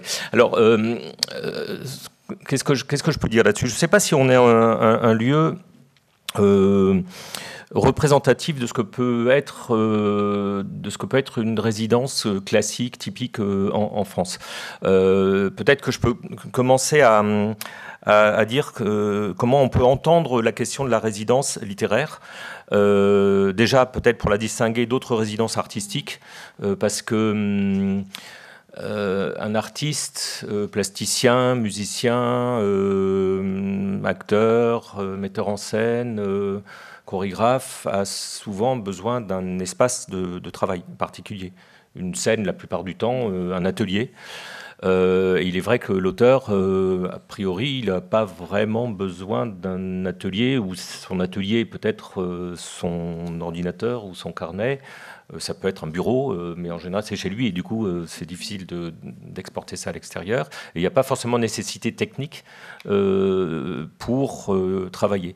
Et la résidence est souvent comprise pour alors peut-être pas les artistes plasticiens, mais tout le monde du spectacle, comme finalement la dernière étape avant la production. C'est une sorte de répétition générale, de mise en place dans l'espace tel qu'il devrait être a priori pour la production finale de ce qui est en cours de travail. Et c'est vrai que pour une résidence d'écrivain, cette question de l'espace de travail est beaucoup plus floue. C'est un lieu, c'est sûr. Une résidence, c'est un lieu. Je vais revenir là-dessus. Mais c'est surtout du temps et c'est surtout de l'accompagnement. Voilà. Après, à l'intérieur des résidences d'écrivains, du dispositif de résidence, il y a des directives d'ailleurs du ministère de la Culture qui sont très claires là-dessus, sur ce qu'est la résidence d'artistes et donc aussi d'écrivains. Il y a des résidences qui sont des résidences de création, il y a des résidences dites tremplins, qui pour moi n'ont pas grande différence avec les résidences de création, sauf que c'est pour des auteurs ou des artistes émergents, on va dire. Et puis il y a des résidences de territoire, grosso modo, qui sont des commandes. En réalité, il s'agit d'être sur un certain territoire géographique, une ville, un département, une région, commandité la plupart du temps par une institution ou par une structure en lien avec une institution, et pour mener un certain nombre d'actions, qui peut être un travail d'écriture spécifique, une commande d'écriture, mais qui peut être aussi de l'action culturelle, des interventions d'ateliers ou des rencontres. Et les résidences de création, au sens pur, j'y englobe celles dites tremplin, sont finalement un peu la portion congrue des résidences qu'on trouve en France. Il y en a, hein, il y a des lieux qui sont vraiment consacrés à cela. On peut parler de la Villa Yourcenar, on peut parler du Chalet Mauriac en Occitanie, pardon, pas en Occitanie, en Nouvelle-Aquitaine, la Maison des Écritures à Lombez, mais parfois il y a aussi des demandes d'action. C'est assez large comme champ d'application. Là, on peut à nouveau se rapprocher de ce que dit le Centre national du livre dans ses critères d'éligibilité, qui est que l'auteur peut être rémunéré en droit d'auteur, donc sur l'aspect création, tant qu'il n'y a pas plus de 30% de temps consacré à l'action culturelle, on va dire. Donc le 70% de son temps est consacré à la création. Alors ça n'est plus indiqué comme ça dans les textes, parce que 70% de quel temps? Est-ce que l'auteur fait du 35 heures, Samantha? C'est 35 heures, le travail d'un auteur? Les états généraux de la BD avaient quantifié, et moi je le vois, je ne sais pas à combien d'heures on est, mais c'est dur à quantifier. Mais ce qu'il y a, c'est que le temps, c'est tout le problème qu'on a. C'est que c'est le temps qu'on passe à écrire, mais c'est le temps qu'on passe à penser, à faire des recherches. C'est le temps à faire des interventions dont on parlait. C'est les salons, c'est la promotion. Le temps qu'on passe sur les réseaux sociaux ou à mettre à jour son propre site internet, comme on en discutait tout à l'heure. Donc c'est vrai que cette question du temps, elle est très très difficile, moi je trouve, à manier dans ce contexte. Donc c'est vrai que depuis quelques années, il suggère plutôt, alors déjà la bascule a changé parce qu'au départ c'était minimum 30% de temps d'action publique, maintenant c'est maximum 30%, donc c'est bien spécifié et il ne compte plus vraiment en temps de manière en pourcentage comme ça, mais en nombre de jours d'intervention par mois, donc c'est entre 3 et 6. Et il considère que, par exemple, pour un atelier, c'est peut-être juste une après-midi, mais c'est quand même une journée de travail. Donc c'est déjà un peu plus correct comme manière de calculer. Voilà, et il faut dire que la plupart des lieux de résidence, sauf ceux qui sont vraiment portés par des structures institutionnelles, donc là je parle des associations, en fait, on n'a en général pas le budget pour payer directement la bourse de résidence aux écrivains, donc sollicite en général auprès du CNL une bourse de résidence qui est demandée en réalité par l'auteur, qui l'obtient ou pas, et en quelque sorte la résidence est tributaire de l'obtention de cette bourse. Donc il y a parfois, ça arrive, des projets qui sont annulés parce que la bourse n'est pas obtenue. Et puis, ça oblige finalement la structure à aller piocher du côté des auteurs éligibles. Donc, je reviens à cette notion. Donc, ça veut dire les critères. Si un auteur n'a pas encore été publié, vous ne pourrez pas obtenir par le CNL une bourse de résidence puisque le CNL va considérer que ça n'est pas encore un auteur. Ce qui est intéressant dans ce que tu dis, c'est que, mais c'est ce qu'on avait relevé, c'est qu'en fait, du point de vue du code de la propriété intellectuelle, l'auteur est défini. Il n'est pas défini en tant que tel, il est défini en creux par la notion d'œuvre, donc une création originale. Mais par contre, du point de vue de l'accès social ou de l'accès à un certain nombre d'aides institutionnelles, etc., ce sont les éditeurs qui sont ceux qui contrôlent en fait l'accès au statut. Donc quelque part, l'accès à d'autres formes encore de rémunération. C'est très ambigu quand on y réfléchit quand même. C'est une pleine contradiction entre le juridique et peut-être qu'il faut juste rappeler que le CNL aujourd'hui, c'est le Centre national du livre et il s'intitule comme ça après un passage, un transfert, une modification de son nom. Auparavant, c'était le Centre national des lettres. Donc, c'est Caisse nationale des lettres. Et c'est important de passer de lettres à livre, c'est-à-dire que quand on est dans le livre, on est dans un circuit économique qui est celui de l'édition. Bon, fin de la parenthèse. Bref, donc la plupart de ces lieux de résidence en France sont un peu soumis finalement à aller piocher du côté des auteurs qui ont déjà en quelque sorte une reconnaissance. Et puis, de notre côté, on essaye de ne pas se soumettre à ça. D'une part parce qu'on a petit à petit obtenu des budgets suffisants, mais on a déjà imposé ça dès le départ un peu à nos risques et périls. Ce qui fait qu'il nous arrive de solliciter avec l'accord de l'auteur une bourse au CNL, c'est-à-dire qu'on lui demande si il est éligible, ou il ou elle est éligible, et si ça l'intéresse de passer par le CNL, parce qu'il y a aussi des carences, des délais de carence. Si l'auteur a déjà obtenu une bourse ou compte en déposer une l'année prochaine pour un projet plus important, il vaut mieux pas qu'il fasse une demande de bourse de résidence, ce qui fait que c'est nous qui payons. Donc on l'incite à faire en sorte qu'il ne soit pas rémunéré par le CNL, ce qui ne nous arrange pas toujours d'un point de vue comptable. Mais c'est très important pour nous parce qu'on est beaucoup plus libre dans le choix de ces auteurs-là. Et tout ça pour dire que on procède en essayant et je reviens à cette intitulé de la formation de la SGDL, l'écrivain dans la cité. Moi, je me suis beaucoup appuyé sur un colloque des journées d'études qu'il y avait à la SGDL qui portait ce titre avec quantité d'interventions. Parce que pour moi, c'est vraiment là où nous, en tant que lieu de résidence peut-être un petit peu atypique, il me semble qu'on se place. Alors, peut-être aussi qu'on peut décrire une caractéristique des lieux de résidence. La plupart du temps, un lieu de résidence est monté dans un espace un peu retiré, plutôt à la campagne ou dans un monastère ou un ex-monastère, un phare à Ouessant. C'est une vision romantique de la création. Alors c'est la Villa Médicis aussi, quand c'est très très luxueux, mais c'est quand même, voilà, on est dans des conditions de retraite. Voilà, vraiment de retraite. Quand même assez souvent dans des conditions un peu monacales, puisqu'il y a d'anciens monastères quand même, c'est-à-dire qu'on a une cellule plus ou moins grande, plus ou moins confortable. Ça a un petit peu changé, mais ça vient quand même un petit peu de là. Ou alors c'est carrément la Villa Médicis, mais alors là, c'est pas pour tout le monde. C'est l'historique, mais ça a quand même bien évolué. Hein. Ça a bien évolué, mais il y a quand même un peu cette idée-là encore qui reste, c'est-à-dire un écrivain en résidence, il faut lui foutre la paix. Il faut qu'il soit retiré, il faut qu'il soit tranquille, s'il est en création. Parce que si on l'utilise comme acteur social, là, par contre, on l'utilise tous les jours pour essayer de faire des ateliers d'écriture. Bon, il se trouve que la Marelle, on est dans Marseille, qui est une ville qui n'est pas la campagne. Voilà, c'est plutôt agité comme ville. Voilà, c'est pas une. Et à l'intérieur de. Oui, c'est. Désolé, mais je connais d'autres villes qui sont plus tranquilles. Quand je viens à Metz, c'est quand même pas tout à fait la même chose que même sur le campus entre Marseille et Metz, c'est pas pareil. Fais attention. Ouais, je découvrirai cette nuit.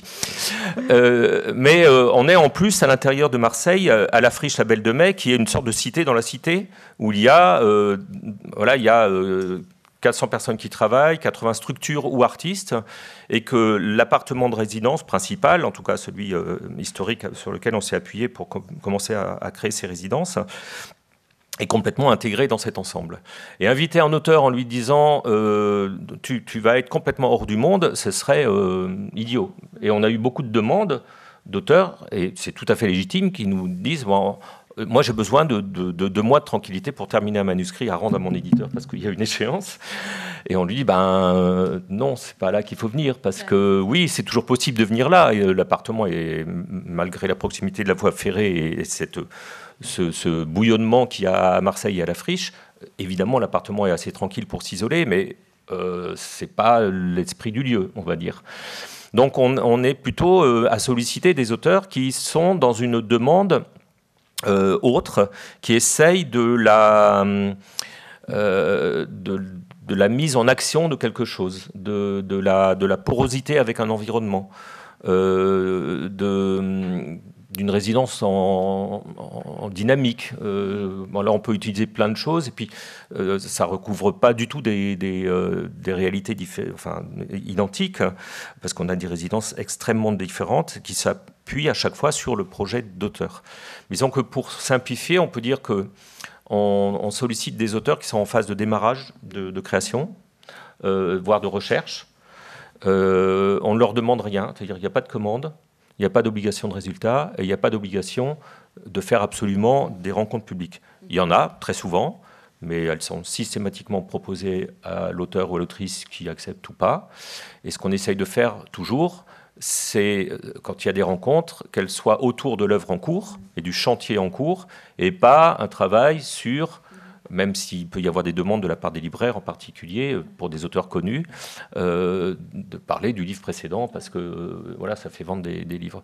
Nous, on essaye de faire des rencontres, et de plus en plus, et on se rend compte que petit à petit, ça fonctionne, autour de ce qui est en jeu dans le travail de création en cours. Donc ça, nous, ça nous plaît beaucoup, parce que c'est une manière de montrer justement l'écrivain dans la cité. Et la création, qu'est-ce que c'est écrire?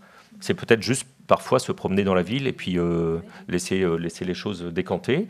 Mais c'est parfois rencontrer des gens. C'est parfois mener beaucoup d'actions, parce que ça sert au travail d'écriture. Parfois, c'est au contraire aller juste aux archives départementales ou à l'IMA Méditerranée et voir juste l'archiviste et personne d'autre pendant 2 mois. Pour moi, c'est quand même important, parce que ça se passe là et pas ailleurs. Donc, c'est aussi une intégration dans la cité. Donc, tout ça est important pour... symboliquement, mais pas uniquement symboliquement, parce que c'est un corps, et c'est un corps de quelqu'un qui vient dans un lieu. Et même quand on n'organise rien, il se passe quelque chose. Il se passe quelque chose avec l'environnement, il se passe quelque chose avec les habitants, avec l'autrice, l'auteur. Ça déplace quelque chose. on ne pourrait pas exactement dire quoi toujours. Des fois, on s'en rend compte 6 mois après ou 2 ans après, parce que quand l'auteur revient à la sortie d'un livre, par exemple, on se rend compte que y a eu tout un réseau qui s'est créé, il y a eu c'était un peu souterrain, c'était un peu rhizomatique, mais en fait, ça a existé, et il y a de l'interaction qui s'est créée entre le territoire, entre la ville, entre les habitants, et même, je dirais, dans la compréhension de ce que peut être le travail d'écriture. Et c'est là où, pour nous, c'est essentiel. Et toutes ces questions-là nous intéressent au plus haut point. On suit, on soutient, on relaye, sur les réseaux sociaux en particulier, mais aussi parce que je crois qu'au-delà de la question du danger du statut de l'auteur, de cette peut-être, et la précarité, elle est évidente, on la connaît, hélas, ou pas assez, peut-être, mais de ce qui risque d'arriver, c'est-à-dire, effectivement, un statut social de plus en plus séparé, distinct, et l'inverse qui peut se produire, peut-être une carence. Au-delà de ça, je crois que c'est la question de la création en général qui pose question. Quand je vois, je ne sais pas, aller sur Internet, voir ce qui se passe. Il y a 5 émissions sur France Musique qui sont supprimées de musique contemporaine. Je ne sais pas si vous savez. La direction de France Musique a décidé de supprimer 5 émissions. Au Cora, donc c'est de la musique contemporaine, musique du monde traditionnelle, mais c'est quand même de la création contemporaine, toutes les musiques contemporaines classiques. Et en fait, tout ça va être remplacé par une seule émission commune le samedi après-midi. Voilà. Et donc, il y aura plus. Déjà, ça fait 5 équipes de production, ça fait 5 espaces d'écoute et de diffusion, parce qu'en dehors de France Musique, pour écouter de la musique contemporaine, je ne sais pas s'il y a grand-chose. Donc, c'est aussi des espaces de visibilité pour les artistes. Et il me semble que ce qui se passe là, c'est exactement la même chose que ce qui se passe avec la littérature. Je crois que Patrice voulait rebondir sur quelque chose. Oui, ça appelait une réflexion de ma part, parce que le thème de la table ronde, c'est un peu cette question de la professionnalisation des auteurs. Et on a parlé tout à l'heure de la formation professionnelle, quelque chose d'assez nouveau. Je me posais la question, alors je comprends que dans le cas de votre résidence d'auteur, vous n'accueillez qu'un auteur, c'est ça, dans un appartement, mais il y a des lieux qui accueillent parfois plusieurs auteurs en résidence. Et puisque l'esprit de ces résidences, c'est à la fois de permettre à l'auteur, qui d'ailleurs peut avoir un métier par ailleurs, de dégager du temps pour lui, alors à la fois pour la création et en même temps pour l'intervention, s'il le souhaite, en public. Je me demandais si c'était pas aussi le bon moment, et je ne sais pas si ça se fait d'ailleurs, de coupler ça avec des moments de formation. Est-ce que ça pourrait pas être dans l'espace des résidences Parlons-nous, parce que oui, nous on a déjà essayé. Il y a quelques années, la Sofiane, qui est un organisme qui récolte le droit de prêt en bibliothèque et qui rediffuse ce droit de prêt, mais pas uniquement, puisque voilà, il y a d'autres choses aussi, nous avait soutenus sur les premières résidences, ce qui nous avait permis justement une certaine indépendance. Et puis du jour au lendemain, ils sont arrêtés en disant « Ah, mais on n'aide pas les lieux de résidence ». Alors on a dit, vous aidez plus les lieux de résidence parce que vous avez aidé pendant 2 ans. Non, on n'aide pas, on n'a jamais aidé. Ah bon, alors on n'a pas insisté parce qu'on n'avait pas envie qu'ils nous récupèrent ce qu'ils avaient donné, mais on avait essayé du coup de passer un peu de travers, parce que quand on regarde les structures et les projets qu'ils aidaient, il y avait les événements littéraires, parce que c'est avec rémunération des auteurs, et les formations. Et on a dit, mais des formations pour les auteurs, en dehors de devenir secrétaire pour faire autre chose qu'écrivain, il n'y avait pas grand-chose, justement. Mais les lieux de résidence pourraient être considérés comme des lieux de formation. Pourquoi pas puisque, en tout cas pour certains, c'est en quelque sorte un atelier de fabrique, c'est une mise en pratique. Et si en plus on arrive effectivement à faire quelque chose de collectif, c'est de la formation partagée en quelque sorte, copartagée. On est assez... chafouin ces derniers temps avec la direction de la Friche qui a changé par rapport à Philippe Foulquier qui nous avait reçus, puisque au départ on devait occuper l'intégralité d'une villa, on n'en occupe plus que le premier étage parce qu'on a été grignoté petit à petit des autres espaces, alors qu'on comptait justement faire de cette villa la villa des auteurs, c'est-à-dire qu'il y ait plusieurs auteurs à la fois. Aujourd'hui, on a plusieurs auteurs en résidence, mais ils sont un peu disséminés. On essaye de retrouver un lieu qui regroupe tout ça, parce qu'on sait bien que quand il y a rencontre, il y a échange, discussion, émulation au sens non économique, et qu'il se passe des choses, et qu'il pourrait se passer des choses aussi du côté de la formation partagée. Le collège des traducteurs, par exemple, à Arles, est un lieu magique pour ça. Je ne sais pas si Karen connaît le collège des traducteurs à Arles. Ils ont une centaine de résidences par an, et toujours... alors c'était un hôtel-dieu, donc c'est un peu des cellules, mais quand même, c'est très, très bien. Il y a une dizaine de traducteurs à chaque fois, tout le temps, en permanence. Des traducteurs aussi bien du français vers une langue étrangère que d'une langue étrangère vers le français. Et une immense bibliothèque. Ils peuvent travailler dans leur chambre, ils peuvent travailler dans la bibliothèque, et ils échangent beaucoup. Ils se rencontrent, ils n'ont parfois pas du tout les mêmes pratiques, ils ne traduisent pas les mêmes auteurs, mais ils vont avoir des problématiques communes. Et c'est un lieu de foisonnement intellectuel vraiment génial. Et ça se fait aussi au Québec, puisque avec mon laboratoire Hors les murs à la Maison de la littérature de Québec, il y a effectivement, durant la résidence, la possibilité d'avoir une formation par les pairs, en fonction de différents ateliers qui vont être travaillés pour justement faire le lien. On va partir au Québec. Toujours. Et après toutes ces explications, et aussi j'ai trouvé cette intervention sur le lieu, la description du lieu, l'importance du lieu aussi pour l'exercice du métier de l'écrivain, justement très importante. Mais je voudrais revenir un peu justement sur l'intitulé de notre colloque, c'est les narrations actoriales. Et donc, je voudrais mener la discussion maintenant sur la mise en scène. Là encore, donc un enjeu plutôt symbolique. Et bon, vous n'étiez pas là ce matin, mais si vous regardez un peu le programme du colloque, les intitulés des interventions, on constate vraiment une démultiplication des notions qui décrit cette idée de la construction de l'identité auctoriale, qui donc se fait au croisement de plusieurs domaines, texte, images, public, acteurs de la chaîne du livre, tout ça.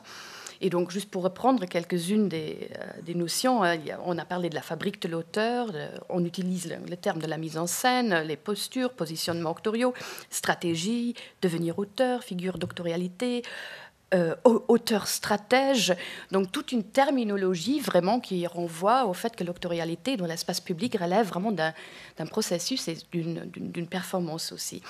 Et donc voilà, c'est le côté très scientifique de la chose. Et maintenant, justement, il s'agit de savoir quelles sont vos réflexions par rapport à ces... comment est-ce que vous percevez justement cette terminologie? Est-ce que pour vous, vous la partagez? Est-ce que pour vous, vous voyez ça de la même façon? Vous pensez aussi en termes de performance, de construction, de mise en scène de soi-même? Alors, quand j'ai lu l'intitulé et le programme des tables rondes, je pense qu'on le... pense pas toujours de cette façon-là, mais ça me paraît être un glissement assez évident sur toutes ces questions de mise en scène, de transformation de la figure. Pour reprendre dans des éléments très concrets, il y a encore 20 ans, les lecteurs, lectrices qui écrivaient à leurs auteurs, ils écrivaient en fait aux éditeurs. Donc c'était le courrier, c'était les éditeurs qui faisaient le tri et on recevait le courrier chez soi. Aujourd'hui, il y a une barrière qui est tombée avec Internet et le lien est plus direct. Moi, je me suis rendu compte empiriquement de quelque chose de très simple, c'est quand j'ai décidé de créer ma chaîne YouTube. Pour une raison simple, c'est que je ne trouvais pas d'informations vraiment sur le métier. C'est-à-dire que même en creusant dans les associations, et j'en suis la première à les défendre, puisque je suis très impliquée dedans, en réalité, j'avais du mal à vraiment trouver des informations qui correspondaient exactement et à mon vécu et à ce que je recherchais. Du fait d'une culture assez opaque, il faut bien le dire, dans l'édition. Moi, je rêve du kit débutant où on a vraiment toutes les informations regroupées, mais vraiment de manière simple et accessible. Enfin, voilà. Donc, je me suis dit, je vais le faire moi-même. Donc, j'ai créé ma chaîne. Alors, ça ne me rassure pas pour une raison, déjà.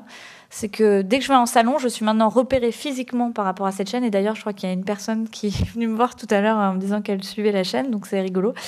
Parce que c'est un vrai manque du fait aussi du manque de représentation des corps. C'est-à-dire qu'un auteur, à part quelques auteurs médiatiques, donc évidemment on pense à certains, l'auteur, c'est le livre. D'ailleurs, un lecteur ou une lectrice qui adore une œuvre, elle va connaître souvent le titre, mais elle va peut-être pas forcément connaître le nom de l'auteur, ni même alors, le nom de l'éditeur, n'en parlons pas.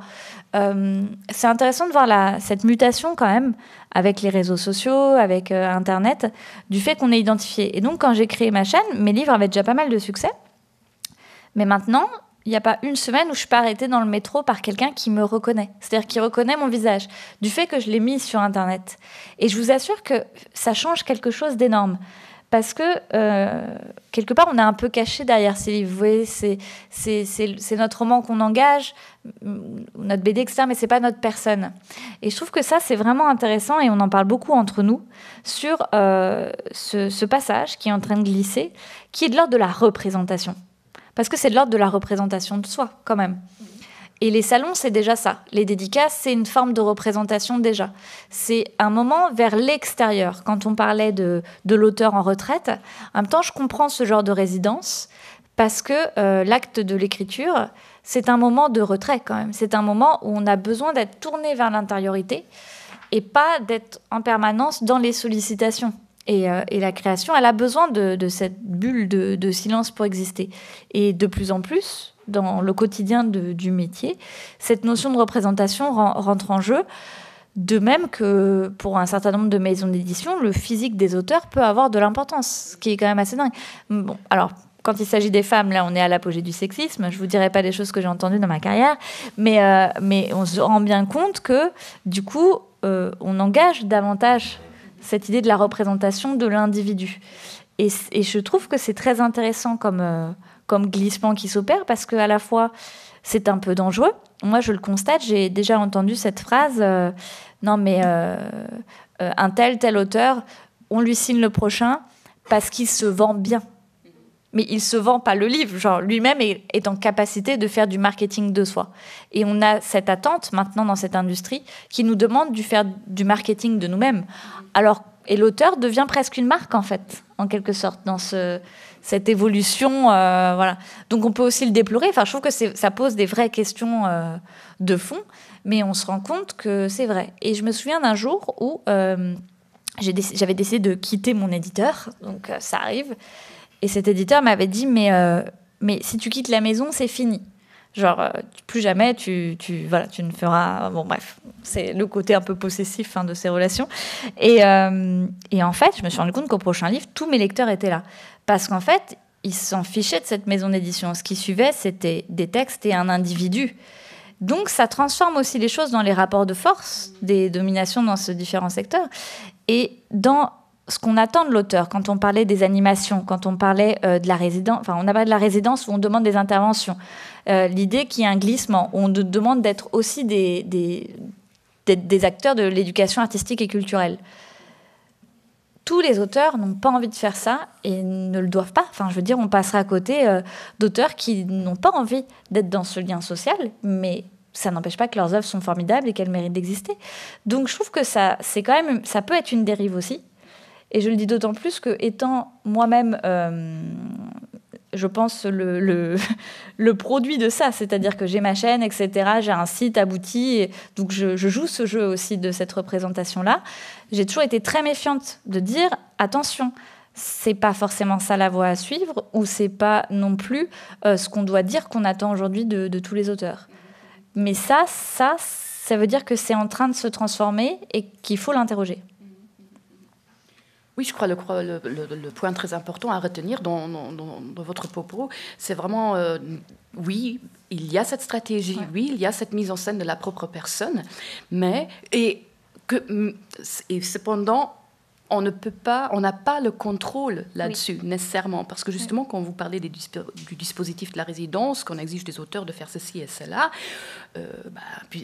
simplement pour dire, vous êtes quand même quelqu'un dans l'espace public, donc il faut que vous soyez capable de faire ça aussi, il faut rendre ça à la société. Enfin, il y a la notion de contrôle, ou justement de la perte de contrôle qui est compliquée aussi, enfin, qui est impliquée aussi. Je trouve, parce que quand on me demande ce que c'est qu'un auteur, et là je vais être dans mon champ vocationnel, l'image du chaman m'a toujours beaucoup parlé. C'est dans les fonctions sociologiques, ou pour ceux qui ont fait un peu d'ethnologie, je trouve qu'il y a quelque chose de cet ordre, d'être à la fois à l'extérieur et à l'intérieur de la société. Et c'est vrai, parce que pour cette liberté, pour cette création, pour tout ce qu'on a décrit déjà, c'est essentiel à la fois d'être dans la société pour la vivre, pour la regarder, comme ce qui est indiqué. Je trouve ça génial, cette idée d'être dans la ville. Et j'ai toujours lutté aussi, c'est pour ça que j'avais fait ma chaîne YouTube, sur cette idée imaginaire. Quand je vois des élèves qui me disent... Moi, j'ai souvent des élèves, ils me disent « Ah, mais un auteur, c'est pas quelqu'un qui est mort ?» Ou alors on pensait que vous étiez dans votre tour, là-bas, au fin fond de la forêt. Enfin, ce qu'on a donné comme imaginaire qui ressurgit. Et là, vous leur expliquez que vous jouez à Fortnite. Alors, ils sont super heureux, quoi. Enfin, bon, non, mais c'est ça. C'est-à-dire, mais en fait, je suis un individu comme vous. En plus, on n'a pas toujours une énorme différence d'âge. Donc, c'est assez drôle de montrer que l'auteur est vivant et qu'il est impliqué. Pour autant, dans sa fonction, cette idée du retrait, cette idée de la bordure, d'un peu de la marge, en fait, en quelque sorte, elle me semble absolument essentielle. Elle me semble essentielle. Il ne faudrait pas s'en déconnecter pour autant dans cette poursuite et dériver dans le purement marketing. Mais de toute façon, enfin, je vais vous dire, sur cette idée de représentation, peut-être qu'on nous le demande, mais au fond, ce qui fait qu'à un moment donné, il y a une rencontre entre un lecteur et un texte, c'est ce qui a résonné d'intime, c'est la projection qui a eu lieu, c'est le miroir qui a été face à soi. Bref, c'est toujours le texte qui reste au centre. Cette idée de la représentation de soi, elle doit être une sorte d'outil pour essayer d'amener le texte. Ce qu'il y a de dommage, c'est qu'aujourd'hui, dans cette société saturée, parce que c'est le cas, hein, c'est Alain Damasio qui utilise cette image d'Internet comme des milliers de petits phares dans la nuit qui brillent, et en fait, ça brille tellement qu'on voit plus rien, quoi. Et c'est ça, et la surproduction littéraire, c'est ça aussi. C'est vous rentrez dans une librairie, une semaine plus tard, vous aurez encore d'autres livres, vous n'aurez même pas eu le temps de voir ce qu'il y avait. Donc, c'est intéressant de se dire que là, c'est des phares qui essayent de briller un peu plus fort. Je pense que c'est ça l'image à utiliser pour les auteurs, qui essayent de se mettre en scène pour essayer de faire passer le texte, mais il ne faut pas perdre de vue non plus ça. Alors, on va s'orienter tout doucement vers la dernière partie de notre table ronde, heure oblige. Peut-être donc s'intéresser cette fois à la question de la gestion de l'octorialité, et puis on va revenir sur cette notion de narration octoriale. Donc moi, j'aimerais votre avis sur que pensez-vous donc des diverses narrations actuelles sur l'auteur, qu'elles soient journalistiques, sociologiques, institutionnelles ou encore politiques au sein de notre société. On pourrait donner un exemple, celui d'Emmanuel Macron qui a déclaré devant le Parlement réuni en congrès à Versailles, et je le cite, « Nous devons prendre soin de nos auteurs, faire qu'ils soient rémunérés de manière adaptée et défendre leur situation en Europe ». Patrick évoquait encore la récente mission ministérielle sur l'auteur ou l'acte de création.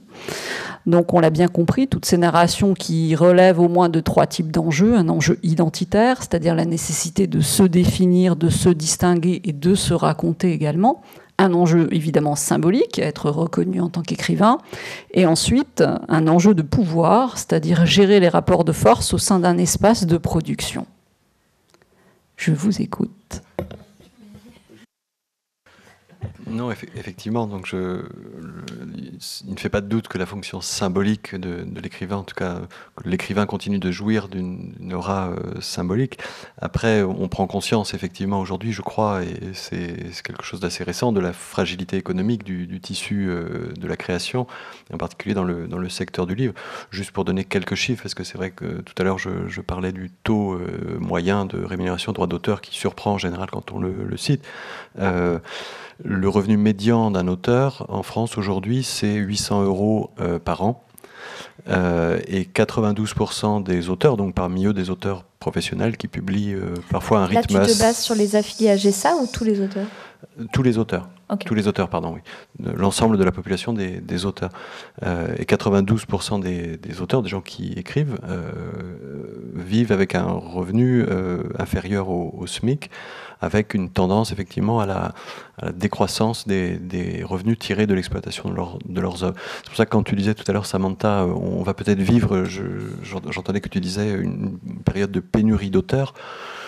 Oui, et en même temps, j'ai l'impression que le climat de surproduction dans lequel vit l'édition aujourd'hui est aussi entretenu par le fait que de plus en plus de gens souhaitent être publiés. Quand ils ne peuvent pas l'être à compte d'éditeurs, recours aujourd'hui, ce qui n'était pas possible il y a encore une vingtaine d'années, à l'auto-édition.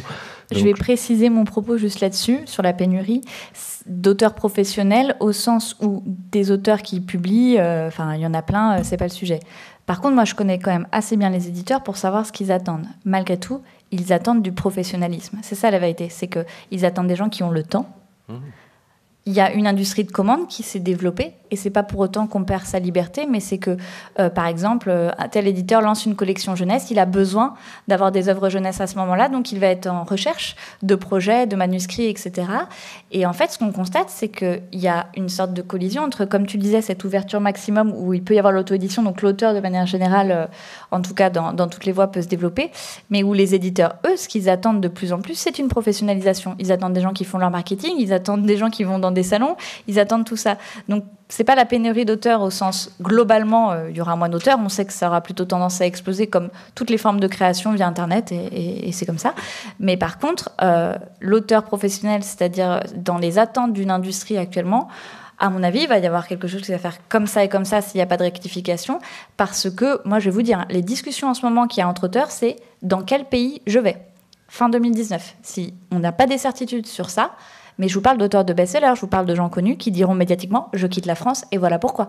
Parce qu'en fait, je vais aller en Irlande, je vais aller en Islande, je vais aller en Espagne, je vais aller là où il y a des statuts, même en Belgique, d'une certaine façon, il y a un statut qui est constitué différemment, mais qui est sur le revenu de propriété, qui peut être plus intéressant pour les professionnels. Donc, il va y avoir ça. Là, pour le coup, tu ne parles pas des 92% qui gagnent moins que le SMIC. Ah ben non, mais ils existent aussi, ils sont super intéressants parce qu'ils existent aussi et en effet, c'est la partie socialement la plus haute dans les disfractions. Mais je parle aussi des revenus moyens. C'est-à-dire que je parle en effet des plus riches, mais je parle aussi des gens de ma catégorie, en fait, qui sont des personnes où, ok, on gagne plus qu'un SMIC, super, waouh, on a réussi ça.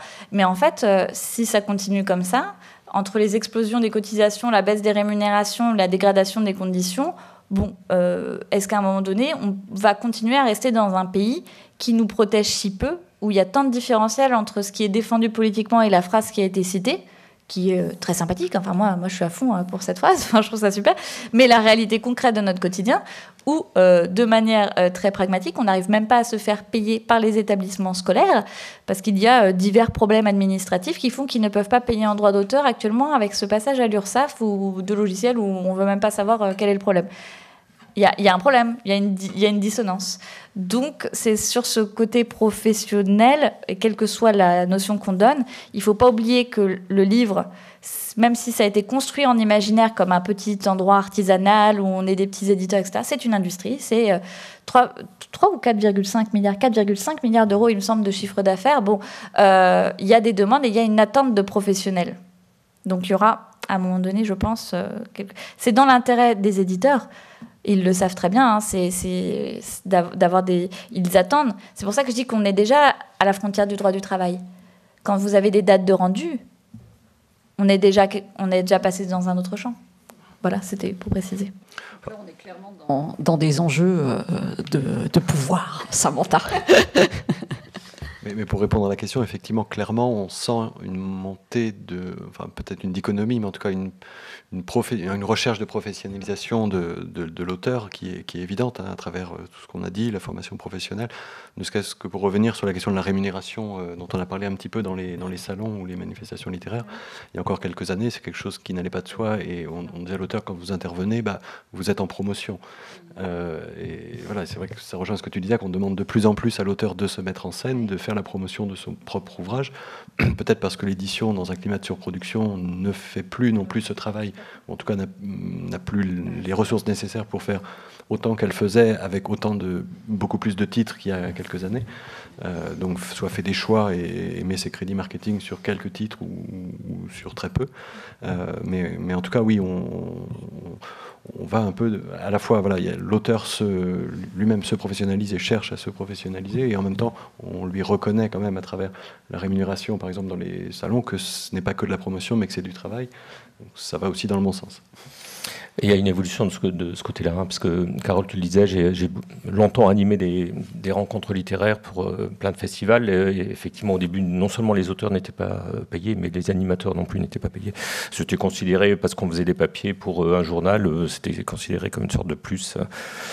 Et donc là, ça a vraiment changé. Et je crois qu'il y a un certain nombre d'auteurs qui ont intégré ça. Ça fait partie en quelque sorte de l'après-livre, de l'après-publication. Moi, j'avais été assez choqué à l'époque où j'étais encore attaché de presse, il y a longtemps, par une discussion avec un journaliste de Radio Nova qui disait, qui t'a en promotion là en ce moment? Et moi, je disais, en promotion, comment ça, en promotion? Parce qu'en fait, il était habitué à voir des gens qui vendaient des disques, enfin, il les vendait pas, mais il parlait des disques en attaché de presse, et il avait quelques éditeurs comme ça qui venaient, mais il utilisait le même langage. Et en fait, 20 ans après, c'est effectivement ce qui se passe, c'est-à-dire que les auteurs savent que quand ils sont dans une certaine maison, il y a un temps de promotion, ils font les salons du livre, les festivals littéraires, qui sont devenus aussi, il faut le dire, peut-être un espace de visibilité et comment on dit ça, oui, de médiation, mais aussi de préconisation. C'est pas préconisation, prescription, merci. Qu'a perdu la presse. Donc, les événements sont un espace où ils peuvent trouver des lecteurs qui sont un peu différents de peut-être le tout venant des masses médias. Donc, je pense que c'est intégré pour certains. D'autres continuent à avoir beaucoup de mal avec ça.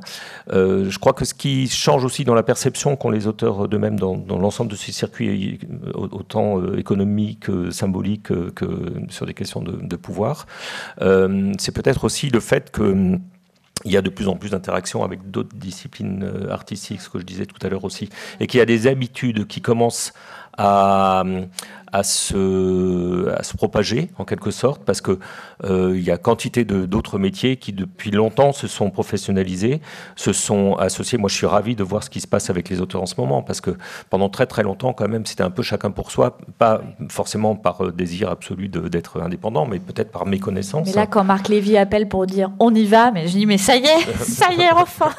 Non, mais c'est difficile parce que individuellement, tout est construit pour qu'on ne soit pas dans le collectif, en fait.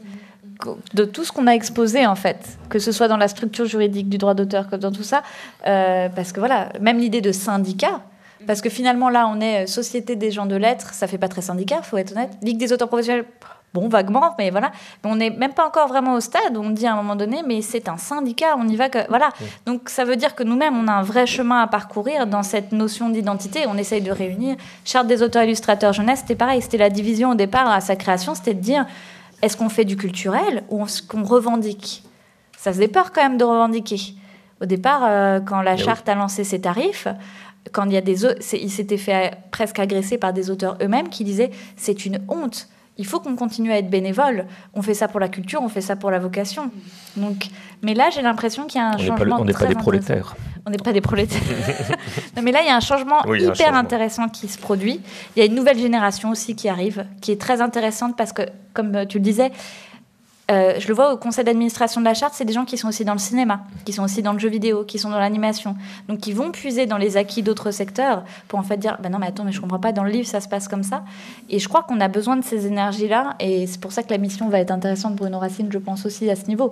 C'est interdisciplinaire, mélanger un peu ça pour essayer d'aboutir à l'auteur dans une posture différente. Oui, même si, alors effectivement, dans l'image du grand auteur, qui n'était que masculin à une certaine époque déjà. Aujourd'hui, ça a un petit peu disparu, cette espèce de voie qu'il fallait absolument suivre, ces grandes batailles entre Sartre et Camus, etc. Peut-être que ça s'est un peu dilué, perdu, et que ça a déstabilisé pas mal de gens, jusqu'à dire que la littérature n'existe plus, mais elle existe autrement, et je crois que c'est prouvé tous les jours.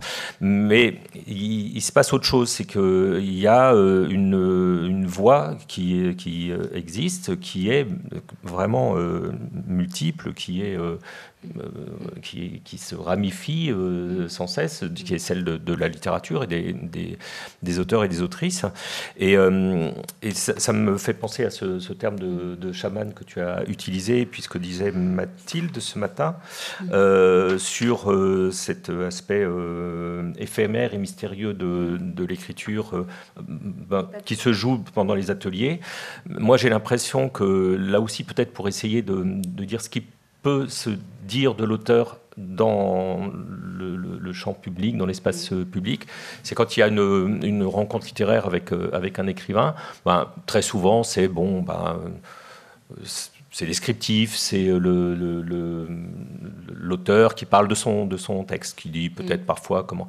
Et puis de temps en temps, on voit bien qu'il y a une différence quand l'auteur parle en tant qu'auteur et qu'il se passe quelque chose d'un peu magique, où d'un seul coup on comprend ce qu'est la littérature par la voix de l'auteur.